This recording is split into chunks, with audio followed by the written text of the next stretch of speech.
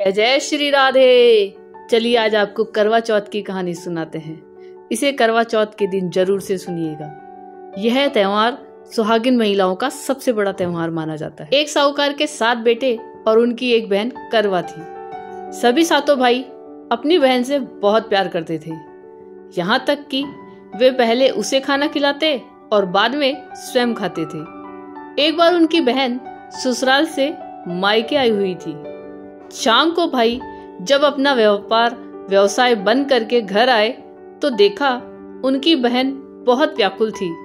सभी भाई खाना खाने बैठे और अपनी बहन से भी खाने का आग्रह करने लगे, लेकिन बहन ने बताया कि उसका आज करवा चौथ का निर्जल व्रत है और वह खाना सिर्फ चंद्रमा को देखकर उसे अर्घ्य देकर ही खा सकती है। चूंकि चंद्रमा अभी तक नहीं निकला है, इसलिए वह भूख प्यास से व्याकुल हो उठी है। सबसे छोटे भाई को अपनी बहन की हालत देखी नहीं जाती और वह दूर पीपल के पेड़ पर एक दीपक जलाकर चलनी की ओट में रख देता है।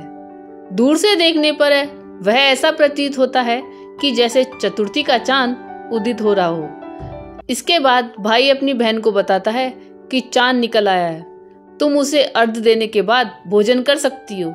बहन खुशी के मारे सीढ़ियों पर चढ़कर चांद को देखती है, उसे अर्घ्य देकर खाना खाने बैठ जाती है। वह पहला टुकड़ा मुंह में डालती है तो उसे छींक आ जाती है, दूसरा टुकड़ा डालती है तो उसमें बाल निकल आता है और जैसे ही तीसरा टुकड़ा मुंह में डालने की कोशिश करती है तो उसके पति की मृत्यु का समाचार उसे मिलता है। वह बौखला जाती है। उसकी भाभी उसे सच्चाई से अवगत कराती है कि उसके साथ ऐसा क्यों हुआ। करवा चौथ का व्रत गलत तरीके से टूटने के कारण देवता उससे नाराज हो गए और उन्होंने ऐसा किया है। सच्चाई जानने के बाद करवा निश्चय करती है कि वह अपने पति का अंतिम संस्कार नहीं होने देगी और अपने सतीत्व से उन्हें पुनर्जीवन दिलाकर रहेगी। वह पूरे 1 साल तक अपने पति के शव के पास बैठी रहती है, उसकी देखभाल करती है, उसके ऊपर उगने वाली सुई नुमा घास को एकत्रित करती जाती है। 1 साल बाद फिर करवा चौथ का दिन आता है। उसकी सभी भाभियां करवा चौथ का व्रत रखती हैं। जब भाभियां उससे आशीर्वाद लेने आती हैं तो वह प्रत्येक भाभी से यम सुई ले लो, पिए सुई दे दो, मुझे भी अपनी जैसी सुहागिन बना दो, ऐसा आग्रह करती है। लेकिन हर बार भाभी उसे अगली भाभी से आग्रह करने का कह चली जाती है। इस प्रकार जब 6ठे नंबर की भाभी आती है तो करवा उससे भी यही दोहराती है। यह भाभी उसे बताती है कि चूंकि सबसे छोटे भाई की वजह से उसका व्रत टूटा था, अतः उसकी पत्नी में ही शक्ति है कि वह तुम्हारे पति को दोबारा जीवित कर सकती है। इसलिए जब वह आए तो तुम उसे पकड़ लेना और जब तक वह तुम्हारे पति को जिंदा न कर दे उसे नहीं छोड़ना। ऐसा कह के वह चली जाती है। सबसे अंत में छोटी भाभी आती है।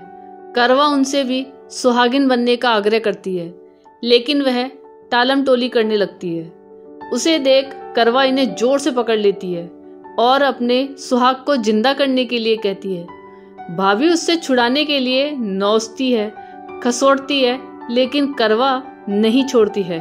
अंत में उसकी तपस्या को देख भाभी पसीज जाती है और अपनी छोटी उंगली को चीरकर उसमें से अमृत उसके पति के मुंह में डाल देती है। करवा का पति तुरंत श्री गणेश कहता हुआ उठ बैठता है। इस प्रकार प्रभु कृपा से उसकी छोटी भाभी के माध्यम से करवा को अपना सुहाग वापस मिल जाता है। हे चौथ माता, हे श्री गणेश, हे माँ गौरी, जिस प्रकार करवा को चिर सुहागन का वरदान आपसे मिला है, वैसा ही सब सुहागिनों को मिले और मेरे पूरे YouTube परिवार को भी अखंड सौभाग्यवती बनाना सभी को। जय जय श्री राधे।